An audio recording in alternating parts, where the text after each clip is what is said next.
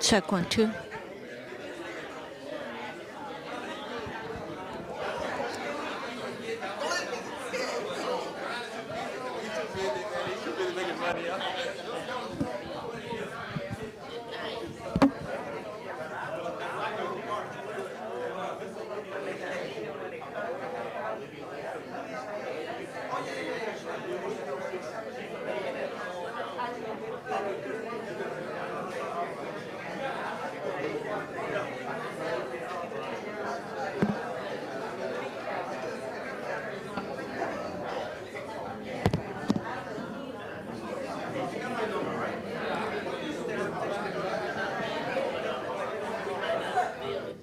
Check one, two.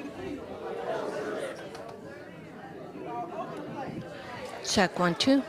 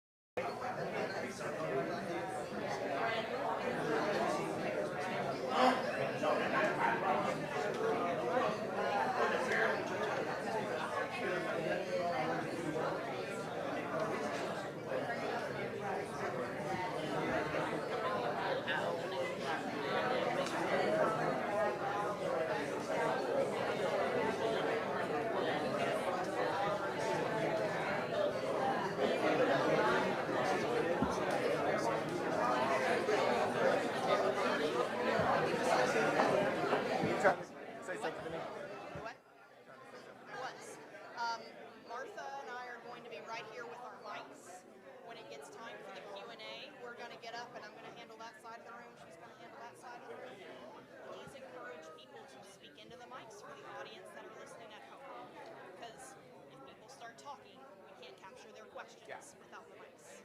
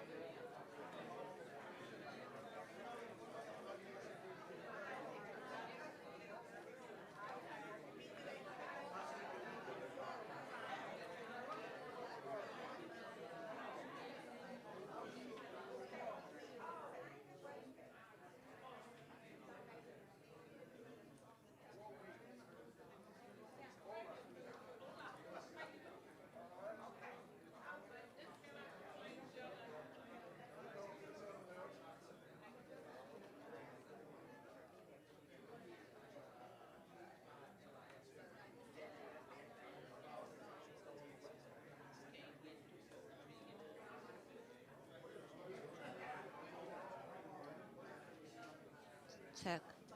Check.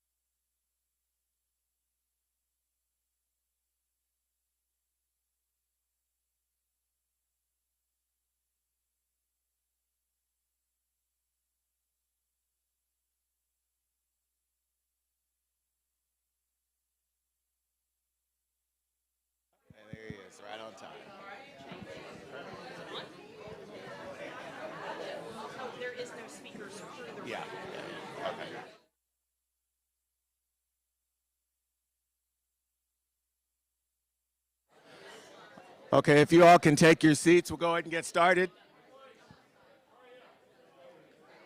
If you all can take your seats, we'll go ahead and get started. Can anyone whistle really loud? Anyone? Okay, all right, thank you. Can we have everybody's attention? Can we have, please, Thank can we have your attention so we can get started? Thank you. Thank you, Johnny, I appreciate that. So before we get started tonight, I do want to welcome up Councilmember Nettles. I want to say thank you all to everyone for coming out tonight. We've been having these meetings annually. Time to give you some updates about where we're at, what our process is going to be going forward. And really, this is an opportunity for us to get some feedback from you all. We've heard over the past few years specific things. Alignment on that as we go in our process moving forward to get a developer. So, Thank you. So this mic is only for the camera? Correct. Okay. I was making sure I didn't hear nothing, you know. Good evening, everyone. Glad. And I know there's a lot of uncertainty here tonight, but we're here. The mayor, that she's here. Our city manager is here. We want to show you that this project, Evans and Rose, dedicated to making sure that something takes place on this plot of land. And so there might be some uncertainties, but we're here to talk with the city and let us know how we continue to move things here. And so we're here to make things move forward. So one thing we want to get through tonight is that we want to hear from you, and we want to hear your concerns, and we want to understand what do we need to see on this plot of land.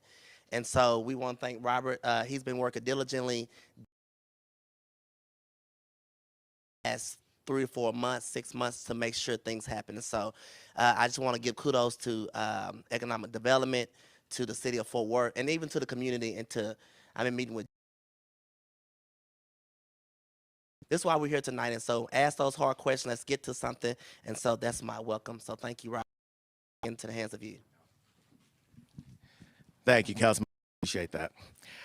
So we do have a full agenda. I think you have copies of the agenda, but we'll go through a quick project update. But as Councilmember Nettles said, this is really an opportunity for us to hear from you and to talk about what our process is going forward. So that's the goal that we want to try to get through tonight.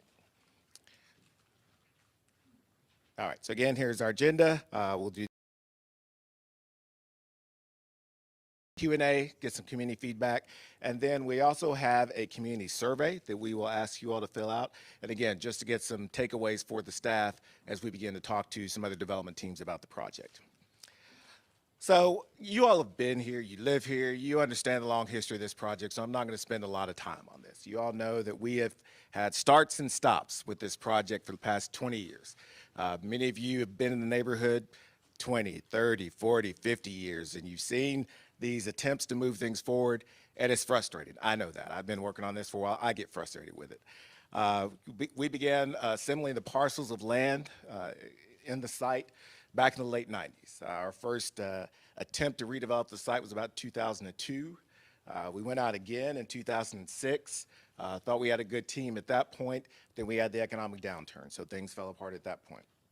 We then entered into a master lease agreement with the team, and that's how we were able to have the Jack in the Box and the 7-Eleven there at the corner.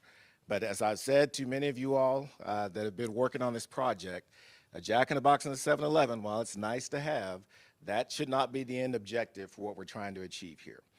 We've had a number of different proposals come forward, some smaller things that didn't pan out, some larger developments that just weren't a fit. And that's the one thing that I want to stress to you all tonight. You know, over the years, we could have done any number of things at this site, but it is important to get the fit right. We understand the history of this area. We understand the long history of business development, Black-owned business development, and we want to make sure that anything we bring out here is a complement to that history and a complement to the community. So I have to thank Councilmember Nettles, our city manager, city council, who have kind of held fast on some things that we didn't want to see here And I have to thank the community for holding fast as well, because there were some other developments that you all weren't happy about. So again, this has been an effort that we've all been trying to work on together to bring the project forward. Back in 2018, we began a new process of issuing a request for expressions of interest, an RFEI, to select a developer for the site. That developer was selected in 2021, and as you all know, we've been working for the past few years with that development team. We ultimately decided to terminate those contracts at the end of 2023.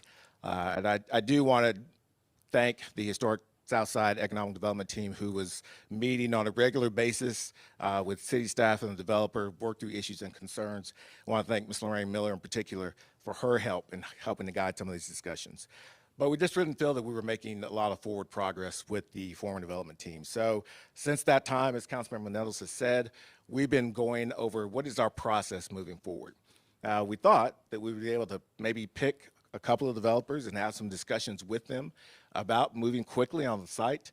What happened was when the contract was terminated and that word got out there, the phone started ringing, the email started coming.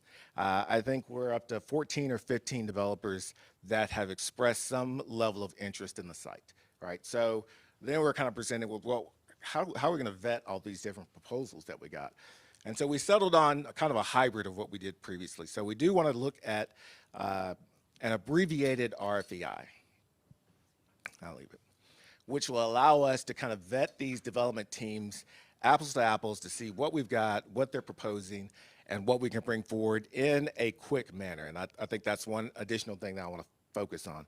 We don't want to be here in 2025 still having this same conversation about why we don't have development happening on site.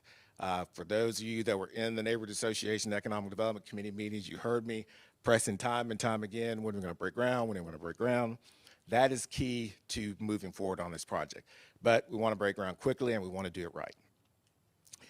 So as part of this selection process, we're going to have developers clearly talk about or execute their ability to execute the project.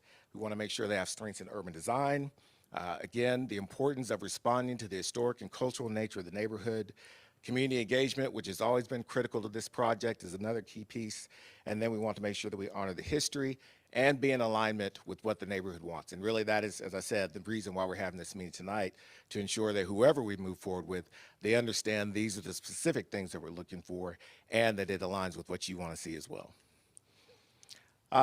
Some specific things that we'll be focusing on, again, their experience, references, past projects of similar size, their financial strength. Can they get this project financed?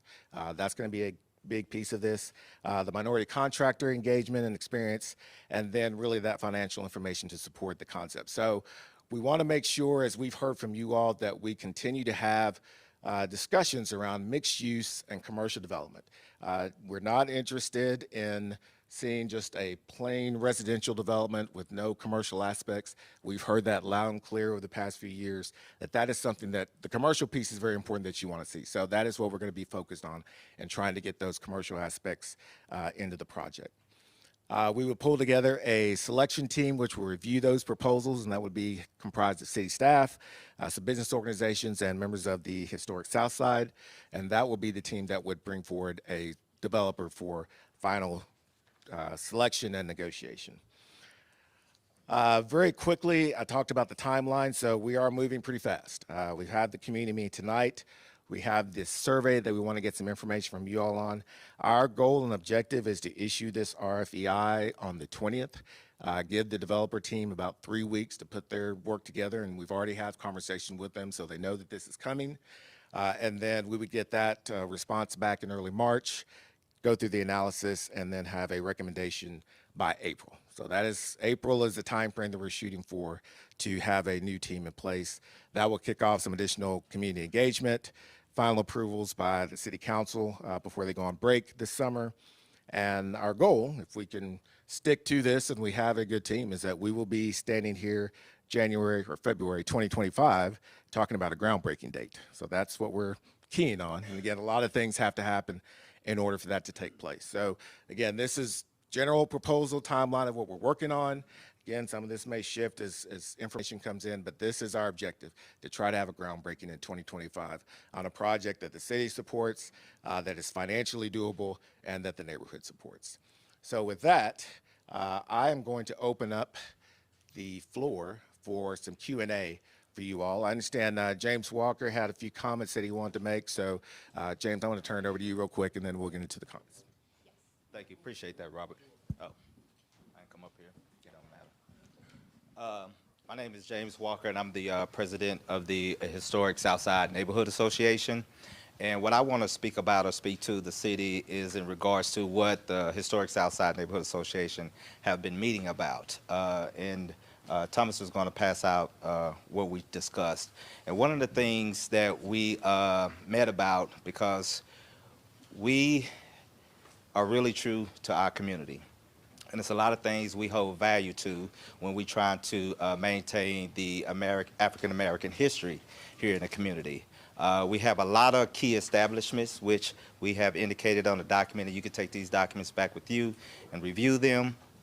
We have a lot of key establishment here. We have the Williams Barber College. We have the Fort Worth Tarrant County NAACP. We have Evans Avenue Cleaners. We have the Kappa House. We have over 18 different key African-American establishments in our neighborhood. And what we want to try to do with this new development coming to the area is to maintain that. However we can make this a nurturing African-American cultural district, that's what we would like to do, however that looks. Again, we've been working on this for years to come. We went and pulled up some information in regards to the city, and if you look at this pamphlet here, the city did a master plan for Evans and Rosedale back in 2000.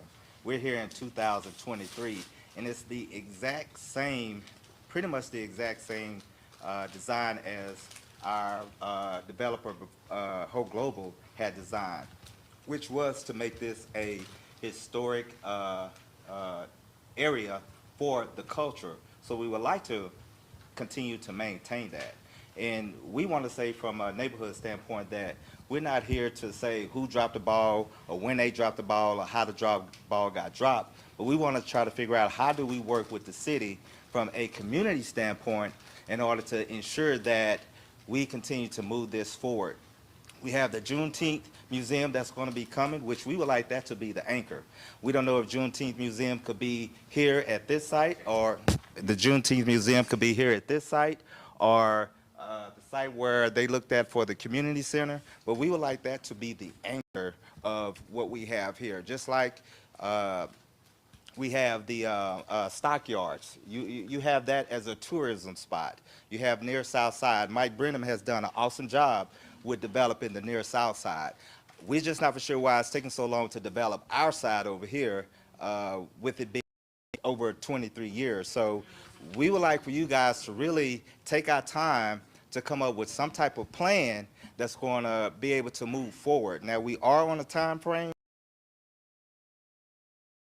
by 2025, so it's going to take a collective of everybody. We're not here to stop anything, but we want to make sure and to make sure that the community grows. You have a lot of vacant land between Evans, Rosedale, and back down to 35. So we have a lot of vacant land. You guys proposed, or the city proposed back in 2000, we think we can make that happen. Now, we have had a couple of conversations as to, well, we got to make sure that we have a lot of commercial and residential. That is true. We don't want that. We don't want to take that lightly, but we're going to have to come up with a master plan to see exactly how much residential we need, because from a community standpoint, we would like to have more restaurants. We want it to be a walkable in our neighborhood. Now, we're not trying to say that our neighborhood is going to be able to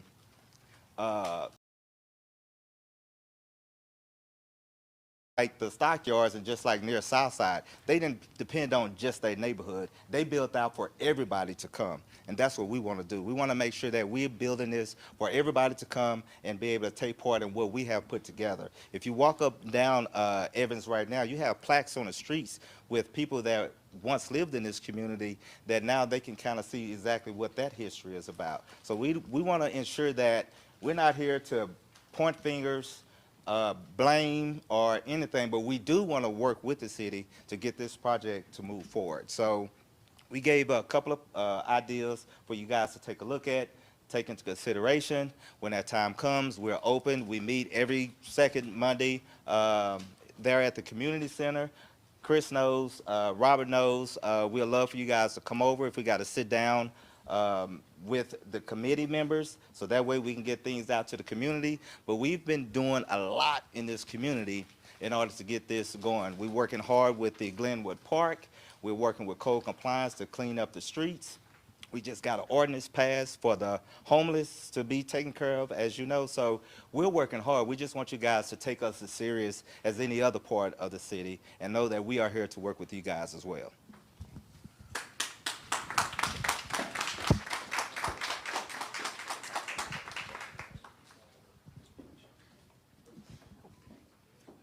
All right. I just remind you all to speak into the mic when you ask your questions so they can pick it up on the camera.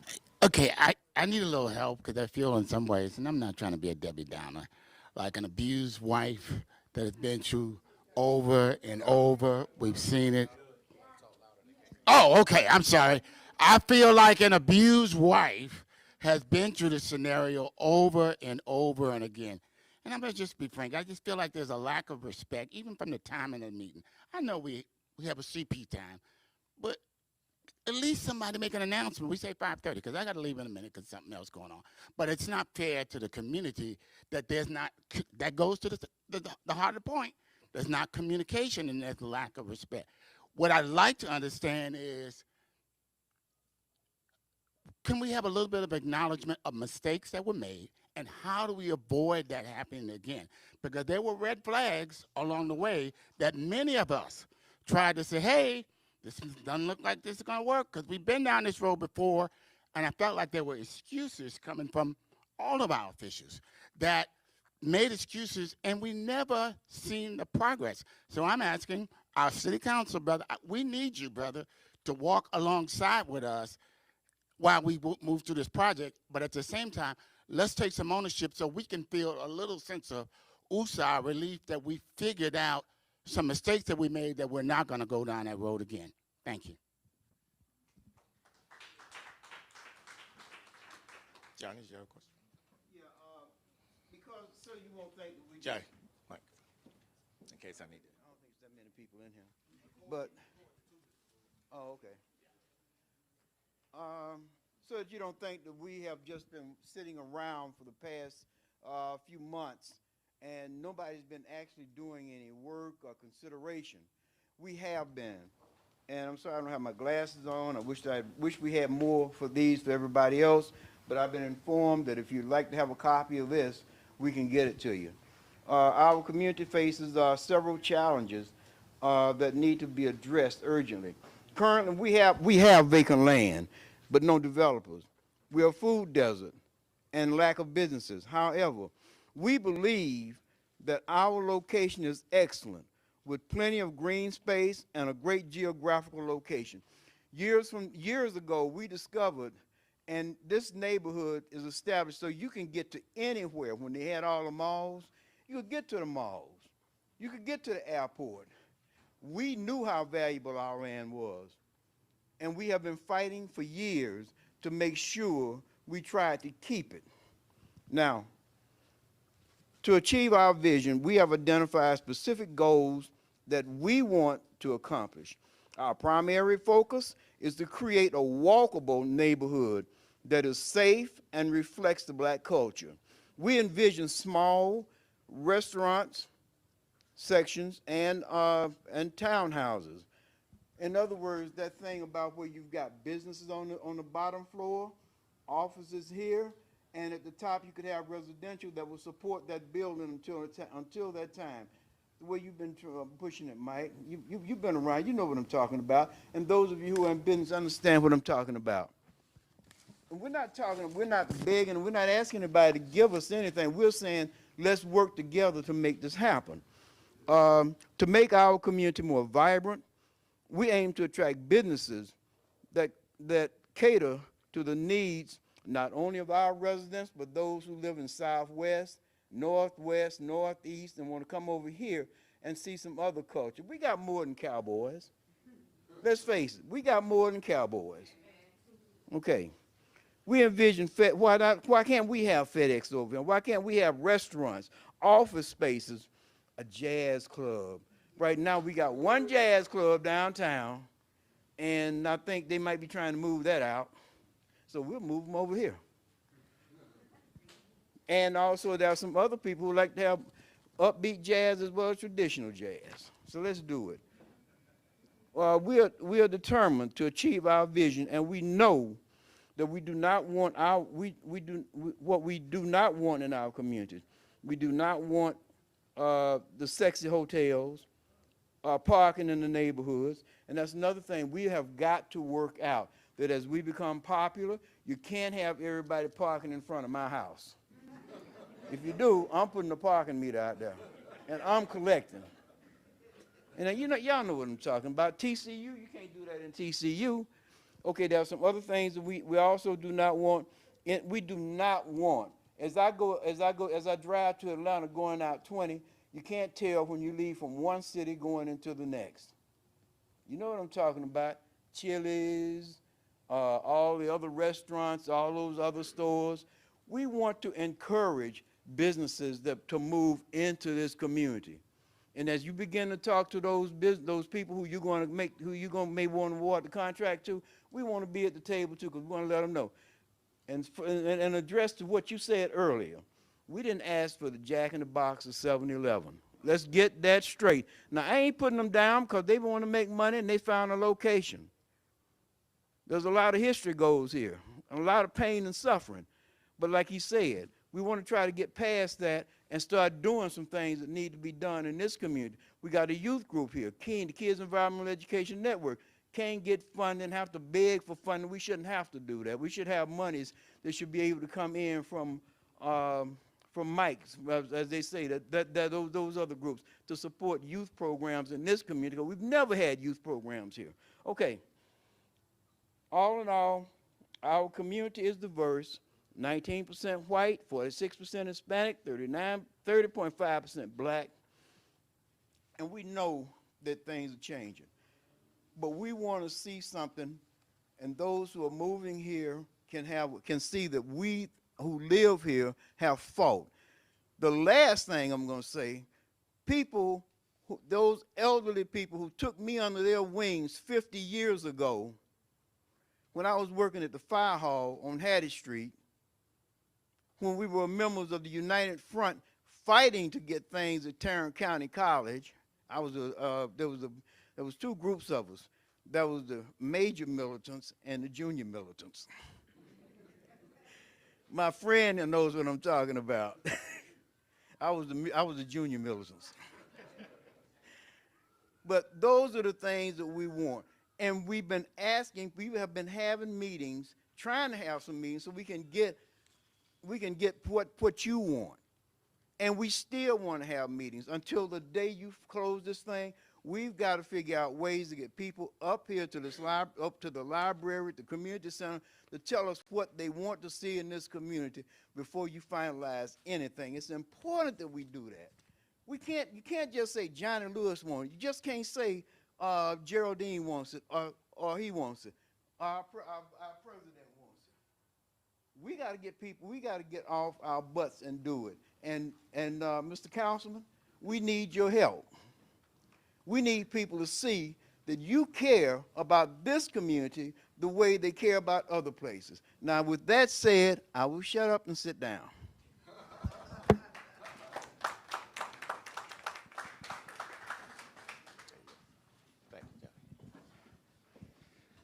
We have any other questions in the audience? Yes.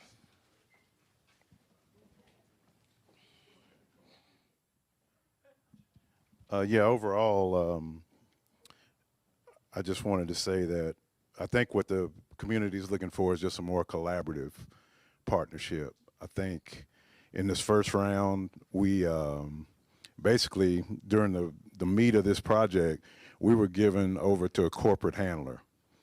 That's what happened. we didn't even deal directly, I don't think, in my opinion, with the city. And that's just not the way to really collaborate. If that's really what you want to do. If you don't want to do it, you just say it. You don't want to do it and not going to do it. But we need that real collaboration. One example of that, I pride myself on brevity, but I'm going too long now. Evans Plaza redesign. We hit the person over Parks. I can send you my chain of emails that were ignored on that project. That's ridiculous. That can't happen. We're using our time. We spend our money. That shouldn't happen.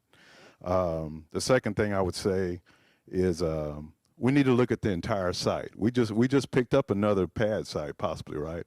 If the museum moves here, there's another pad site here. But the point there is we need to look at this whole thing, not just one development. There's stuff up at Pinkston's, there's stuff all over. And when we were looking at traffic studies, it was like, well, we're just looking at this development. No, we want a bunch of stuff to happen here, so we need to think about it ahead of time. And the last thing I'll say is the timeline to try to take something that admittedly has taken 23 years and compress it into 6 weeks is ridiculous. We need to acknowledge mistakes, slow down, and back this thing up a little bit and see where we're going to go with it. That's my opinion.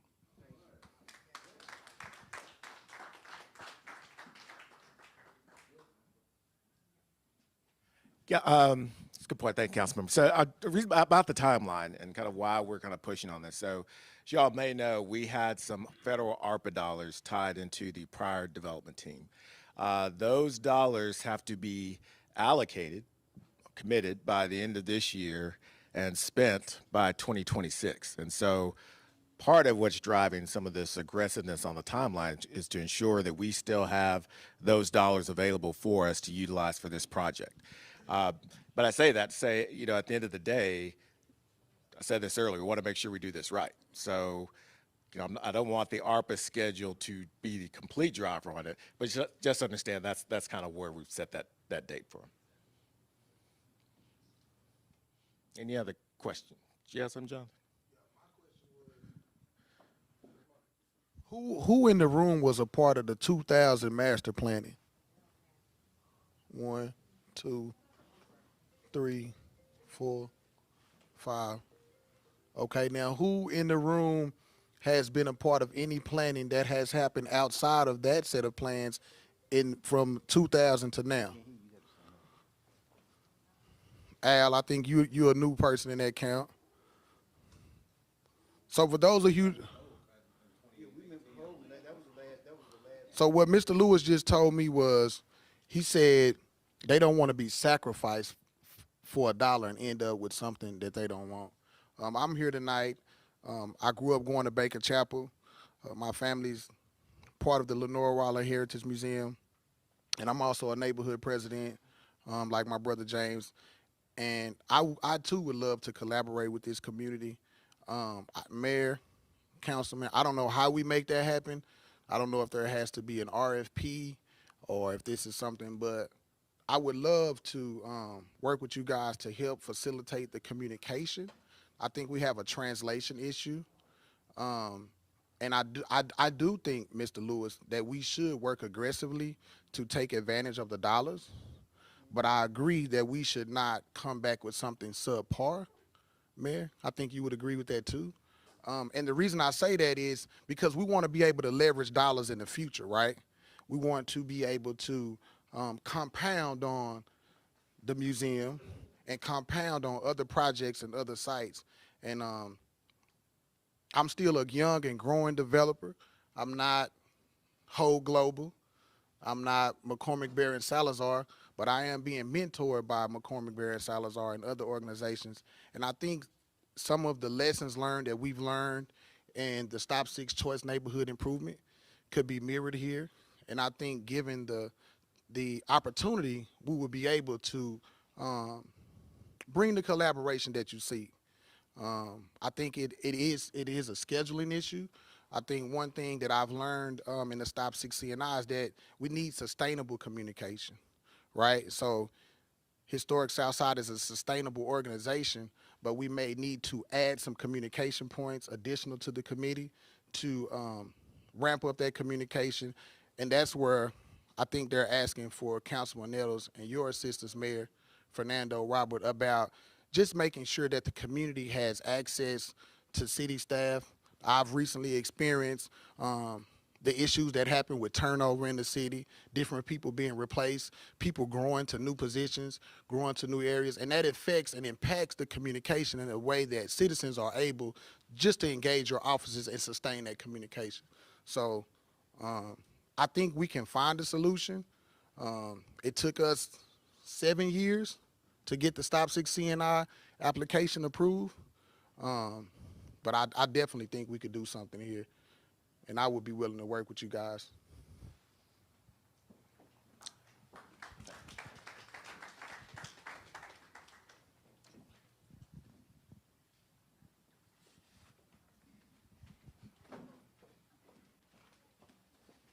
Good evening. Danielle Tucker here. Will Trinity Habitat bring in affordable housing? Because we own some property here on Luder Street, and the owner next door purchased the property, but if someone buys it, it's going to be $300,000. So I want to know, as a upcoming construction manager in the Cornerstone program with Trinity Habitat, will we be able to come over here and build some affordable housing for the neighborhood, because that's what we need.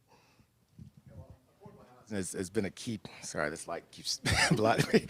Yeah, I mean, affordable housing has been an element of what we've talked about. So again, you're going to need some mix of both market rate housing and affordable housing. If y'all remember, under the previous agreement, there's about a 20% commitment to affordable housing. 10% of those units, that's 60% AMI, and 10% at 80% AMI. So again, we understand that the goal of this is not to end up displacing folks. Who want to make sure that the people that have lived here and continue to live here will be able to take part in some of these developments. And one more question too. Will this development go down to Hillside neighborhood, down all the way down Evans? No. So the development, our particular area that we're talking about, is really just from here, from Rosedale, going north. So we're not heading on the southern end of Rosedale. Now, that's not to say that as other things, as other things happen, as you have this development, you have the Juneteenth Museum and other things, that you won't get that opportunity to have some additional development down those corridors. Yeah.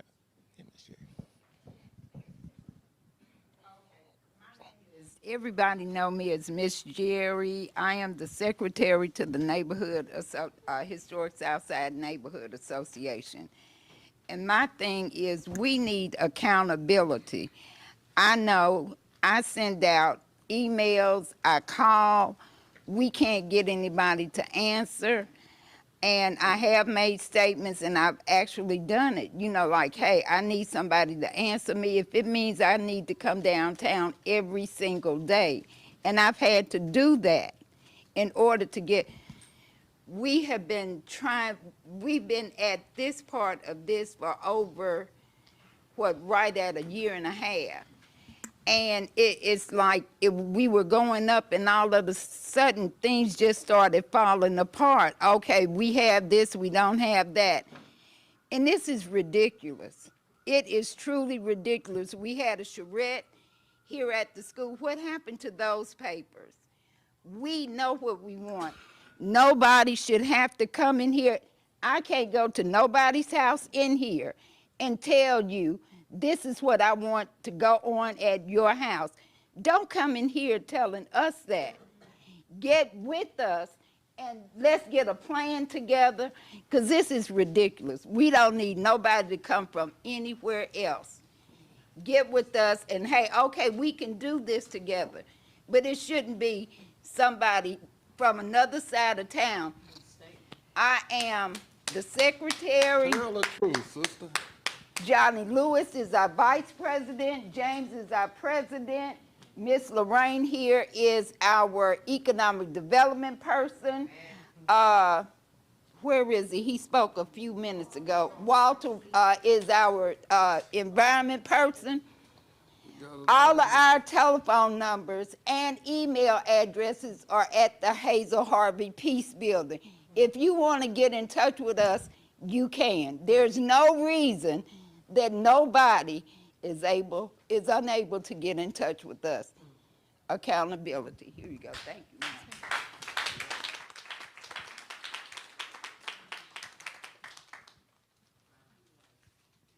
I'm not a resident of Historic Southside, but I speak as a stakeholder who's been involved in the community for 20 years in the nonprofit realm. So I just wanted to give that context as an outsider's point of view. I'm really glad and to hear that preserving the history and the Black culture that is foundational to this neighborhood is at the forefront of the verbal and written plans. And we can talk about affordable housing and you know, certain portions sectioned off. But my question is, what is the city doing and preparing for to ensure that the actual wealth generated as part of this development stays with the residents to whom it belongs historically? Not just in terms of making sure that 10% of houses, 20% of houses are affordable to rent, but that the wealth remains in the hands of whom it has belonged for the past 100 years. Well, that's good. Yeah, good question. And so a lot of the work, a lot of things we're talking about even recently when it comes to one, just the contracting side of the house. So again, we want to ensure that we have our local business equity firms involved on the contracting piece. So again, there should be an opportunity for community members to not only live here, but to help build the area as well. And then as Johnny and James were talking about, you know, one thing that we didn't want to see is we didn't want to have an influx of Chili's and all the chains, and nothing against Chili's, they're fine. But the thought was that we want to ensure that businesses in the neighborhood will be able to take part in this development, that they would be there along with some of those national chains. And so that, again, is another opportunity that we're taking to ensure that this isn't just something where we're going to come in, displace the neighborhood, bring in a bunch of chains, clap ourselves on the back and say, yeah, we did a good job. It has to be intentional, and it has to ensure that the neighborhood and the business owners that are already here can take advantage of those opportunities. So, yeah. Good evening. My name is Alonda Massey. I'm the president of the Hillside Neighborhood Association.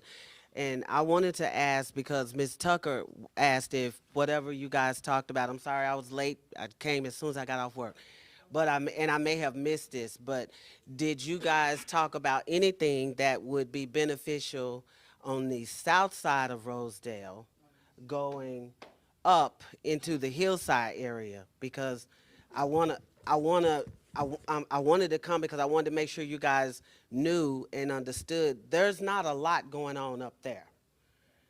There's not a lot, and there's opportunity up there. I met with our board members, and we had to go to a coffee shop in 76104 because there was no place for us to meet in our boundaries. So for us, that's an issue. So I'm curious to know if or when will you guys consider the Hillside area and going south of Rosedale so that we have things in that area for our people? Thank you. No, good question.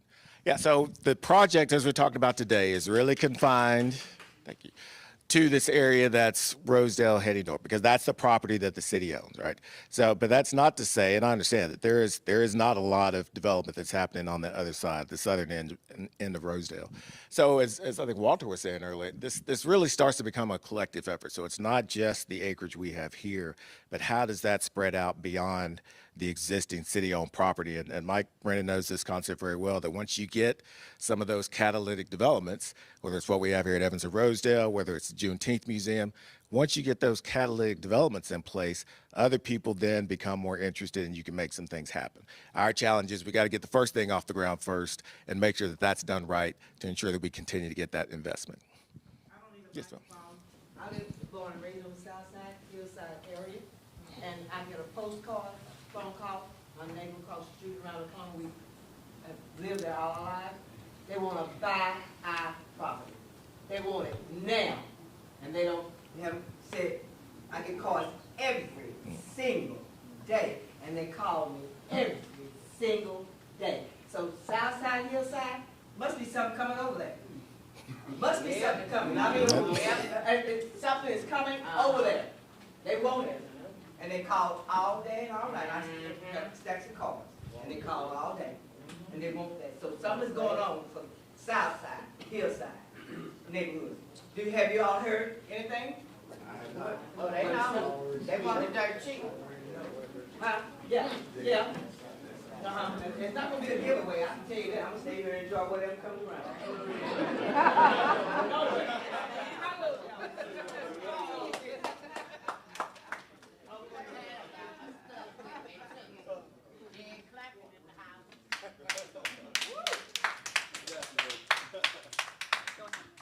Hello, my name is Demetria. I live in the area. Of course, I grew up in the area from Crawford Street all the way to Morningside. Anyway, the first time I heard about, I mean, like I said, the neighborhood been like this since I moved out. It been like this, and nothing has been done. I'm 50, going to be 57, and nothing still has been done. And I feel like there's another vision for the area that's unspoken, reason why this vision cannot go forward. So it's a bunch of detain, delay. You know, I feel like we need to all tell what we're thinking and share the information so we know where we're supposed to be going. Because if you're not going to start it because you have other visions, we need to know that because we're not getting any younger. But anyway, I just think there needs to come to the table about what are y'all thinking too at the city and what we're talking about over here in the neighborhood and join those two plans together. And about the other, what y'all call it, Hillside? Unfortunately, we can't even think about Hillside because we can't even get this area going. So y'all can't even, unfortunately, you can't be in the plan because we haven't organized something for this side of Rosedale. And until this happened, there's nothing they can do on the other side. It's not even and I understand what you're saying. They contacting you about your land, and y'all talking about yeah, and y'all talking about affordable housing. I really don't see affordable housing for this area in order to elevate the area. Unfortunately, I really don't believe that's in the plan. We say it, but I don't believe it's a part of the actual plan because unfortunately, you cannot elevate a neighborhood, unfortunately, with affordable housing because whatever you're trying to elevate, sometimes affordable housing brings it back down. So that's the division. We have two visions here. And when you say elevate and then it's like keep it down here for everybody else, I understand what y'all saying. I understand what both sides are saying. But unfortunately, until we do something like this and figure out what truly we want to do here, nothing is going to happen. Let's be honest.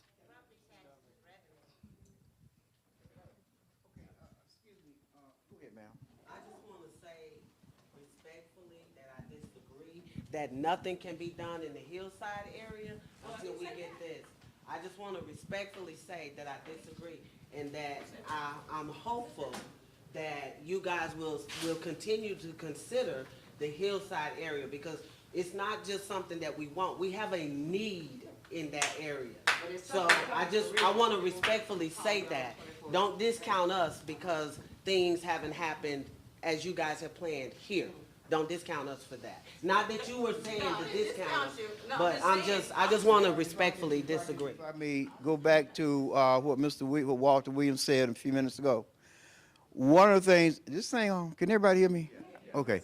One of the things we've got to do, excuse me, is one of the things we have to do is have meetings like this with some tables, and we have got to be willing to give up our time on Saturdays and on Wednesdays and on Tuesdays to do what Walter's saying, to work with some large maps to see what we want to work with. Nobody can make a decision tonight, but I'm just saying, I'm open to sitting down and saying, okay, we need to look at what can be here, what can be here, when can it be put there, how long will it take to develop it, and then be serious about saying we don't want that, we're not going to take that, we're not going to take this, but we do want that and the other. It's going to take some time. It's going to take some patience. Now I'm saying I've been at this since like I say, when I came here in 1969, got out the service, worked at that old fire hall on Hattie Street with children who didn't have anything in this neighborhood, and we still don't have anything. Thanks to Miss Lenora Rowell and Dr. A.I. Harris. Hoodwinked me, kidnapped me, and put me down there. But the bottom line is, if you want to do it, we got to get with all of you We got to start having those visions like Jared had for the Juneteenth Museum. We got to start, and then we've got to harness that energy. And yeah, it took me 2 years to shut down Anderson Lab. 2 years. But those little old ladies who are like the ladies that are here now were the ones who actually did it. Now, if you want to do it Hillside, it's going to mean we're going to have to start walking the streets, knocking on doors, getting to know your neighbors, and then start developing our plan pretty much like we've been doing the past few weeks. I'll be willing to work with you, and I'll be willing to give up my time. I got a couple of trips. I'll be willing to cancel one or two. No, and I'll also be willing to train.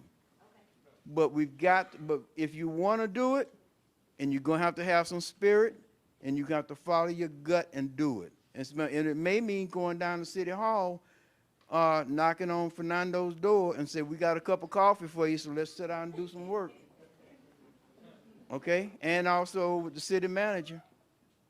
And if we can find the mayor and the council person, get in there too. But you're going to have to be willing to do it. This didn't happen overnight, and it ain't happened yet. But they know we're serious now. I think they know we're serious, right, James? Okay. Johnny, we've known you serious for a while, Johnny, trust me. I will note, we've got about 5 minutes left. I do want to note, we got Sean last year in the audience, so Braver Together has been working, is engaged with the city. They're doing an urban streetscape work on Evans Avenue. So part of the discussion around what could happen around Hillside and other parts of Southeast besides this particular block, that's some of the work that Sean and Braver Together are doing. So I just want to make sure y'all knew that. Correct, yeah, right, and the underpass murals. Yeah, let me get this one last question.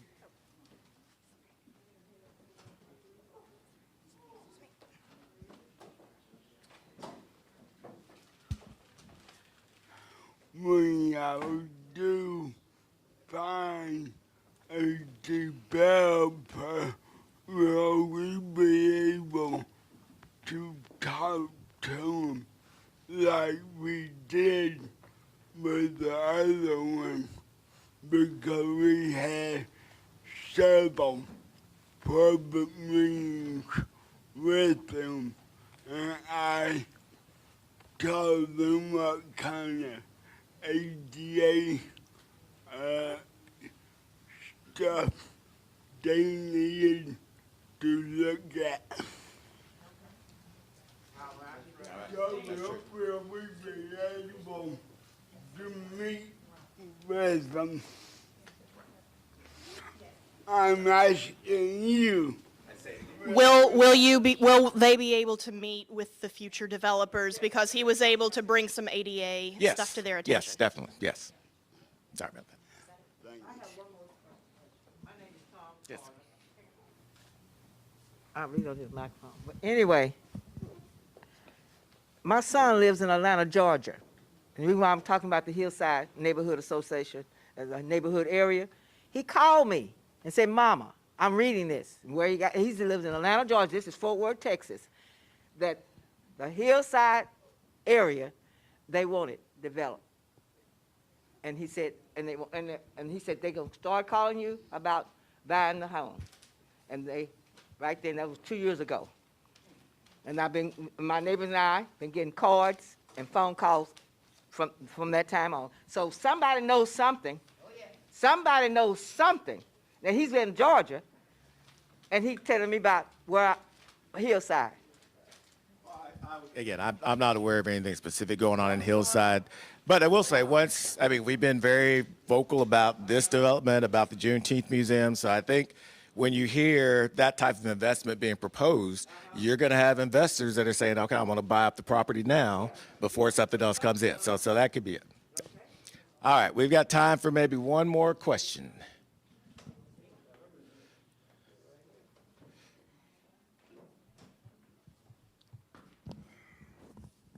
Good evening. My name is Madison Hogan. I grew up on Maddox up by Hillside Park. We moved down to Cannon about 4 streets over. the South Side it was booming down Evans. It used to be. It was booming. All black businesses, booming. When I left and went to Vietnam twice and come back, I still lived on the South Side, but it was in the Glen Garden Apartments, 76104. I've been to, you're talking about museums. Now, these people talking about Hillside. You're going to have to get that, look like you're going to have to get this first. This area here, what you're talking about now, you already got that in mind. Hurry up and get that developed, because I've gone to 5 or 6, I went to the Civil Rights Museum in Jackson, Mississippi. I went to the Lorraine Motel up in Memphis. I went to Central High up in Arkansas. All these places are making money off of the tourists that come in there. We need to hurry up and get this project off the ground where we can get to Hillside and the other areas that we're going. So we need to hurry up and get this going where we can do that. Okay? Thank you. All right. All right, we got one more. Get one more. We'll get one more right there.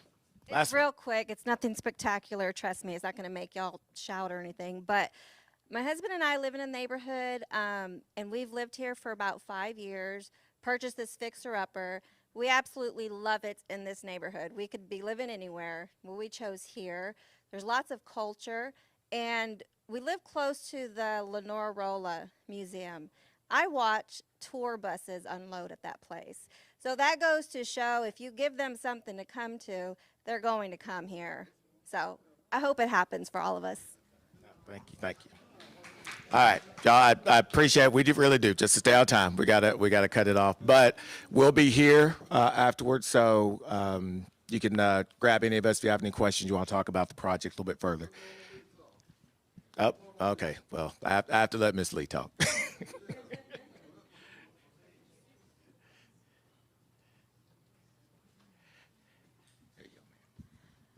I want to piggyback on what Hogan said. And here, you take this.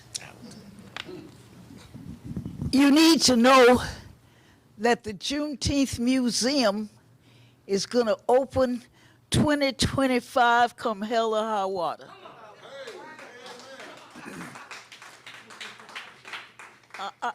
I wished he could show you. Don't, come on here, honey. Wait, what do you want me to show you? Oh, this, open it. It says museum. This page.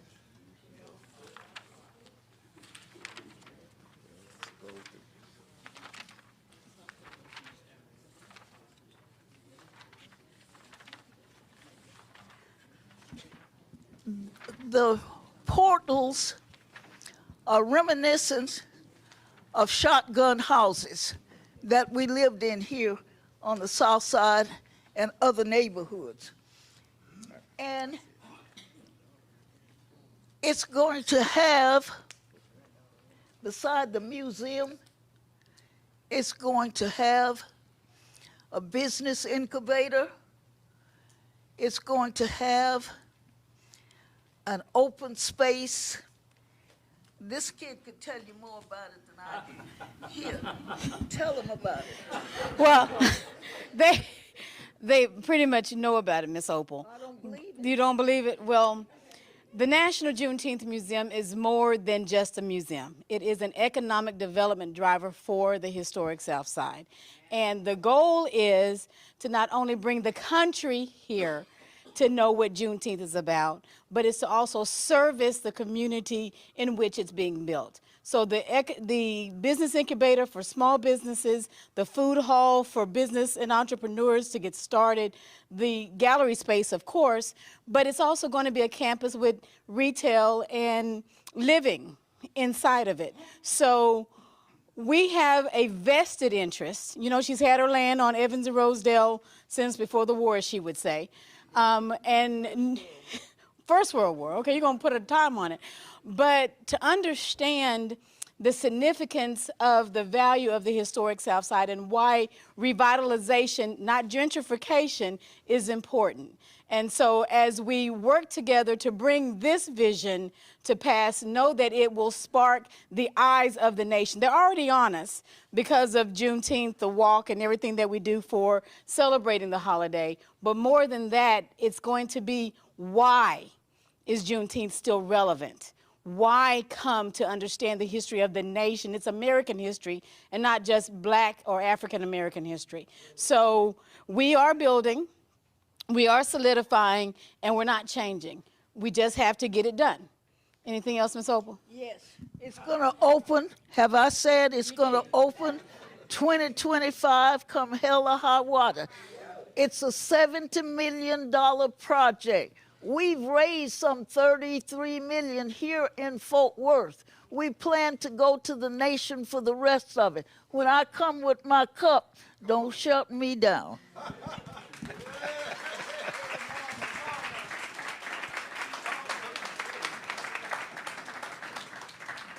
Well, they tell you got to know when to be quiet. I think I just know when to be quiet. So, good, Mayor. Yeah, yes. You want to go ahead? Okay, we're going to invite the mayor up, make some closing comments. How's everybody? Okay? Good to see you. I wanted to say a few things because I thought my presence was important. And thank you so much for your bravery in speaking and holding truth to power, because I think that's important here. First, I have to commend my colleague, Councilmember Nettles, because he inherited this project and immediately decided it was a priority for him. And candidly, and even in the years I worked for Mayor Price, I never worked on this project. It was not something that was really outside of District 8. And because my friend Wallace mentioned it, I'll own it, the city does need to apologize. I think that we do hard things in this city across Fort Worth. And when I think about our ability to do private-public partnerships, take Dickey's Arena, for example, that's fully built and operational. Take a beautiful new city hall that we have moved into and are moving into in the next few months. Take Stop 6 as an example. That is a transformative project for community. This project will happen. And I think that the timeline, while aggressive and while maybe causes pause, I think you need to hold us to that, at the same time demanding that your wishes and vision are the plan, right? It's not melding two plans, it's your vision. And any developer that is worthwhile will meet the need of this community only. And it is possible. I can't go back in time. In 2000, I was a junior in high school. So I wasn't here for those plans. And I wasn't here when Hogue was selected. I don't think it's actually helpful to go back in time, except for, I have to say to economic development and to Mr. Stearns and his staff, they have bent over backwards to try to get this thing on the ground. I don't think we've delivered them the resources they need. But in this room tonight, you have neighborhood services, you have DJ with development services, you have your city manager, you have Fernando Costa, you have your council member, you have your mayor. I could go on. So this city is committed to it. Actions speak louder than words. I don't expect you to believe me. Many of you don't know me that well. That's fine. But we're going to get to work, and we're going to find the right developer for Historic Southside to make this Evans-Rosedale project catalytic so that we can also build Juneteenth, so we can also go to Hillside. That's what it takes to build transformation in community. So let's get to work. I really appreciate all of your time tonight. I know you could be anywhere with your families. Many of you are like me. You're supposed to be cooking dinner right now. We'll hope that the pizza I ordered delivered on time. But you have the city's commitment, and you have my office's commitment. We're going to partner together in District 8 to get it done, okay? So I appreciate you being here tonight. Thank you to Robert. Thank you, Mayor. And again, I just want to echo the mayor's comments. Thank you all for coming here tonight. I know we've been meeting on this a lot, and so just to continue to hear your feedback is very important to us. So I mentioned, where's my clicker at? Hold on. Left it over here. All right, so one thing that we talked about tonight is the importance of community feedback. So we have a survey that we have available for you. So again, we've had a number of plans since '88. Again, we just want to make sure that we're in alignment. So we're not trying to push something on you. We want to make sure that what we bring to you is what you want to see. And if it's not, then we have to go back and make sure that we're focused on trying to achieve what it is that you all want to see. So the survey is out there. It will close on Thursday, February 15th. You can access that online at fortworthtexas.gov. Evro survey. We also have some tablets in the back, so if you want to take some time tonight to fill out some survey questions, you can do that. We also have some paper copies, so if you don't want to mess with electronics and that, you can fill it out via paper. We just want to make sure that we get this feedback from you so we can begin to start giving this information out to these development teams. And again, this is step one of feedback. This is not the only feedback we're going to get, but just again, we want to make sure that we're still kind of in alignment with what we've been hearing from you all for the past few years. So, Andrew, anything you want to add as far as the survey? Thank you all for coming out. We really appreciate it. Again, there are tablets. You can take photos of the QR code. The URL is on the screen. We'd really love to hear from you. Thank you. I appreciate y'all coming out tonight, and we'll be here to answer any questions you might have.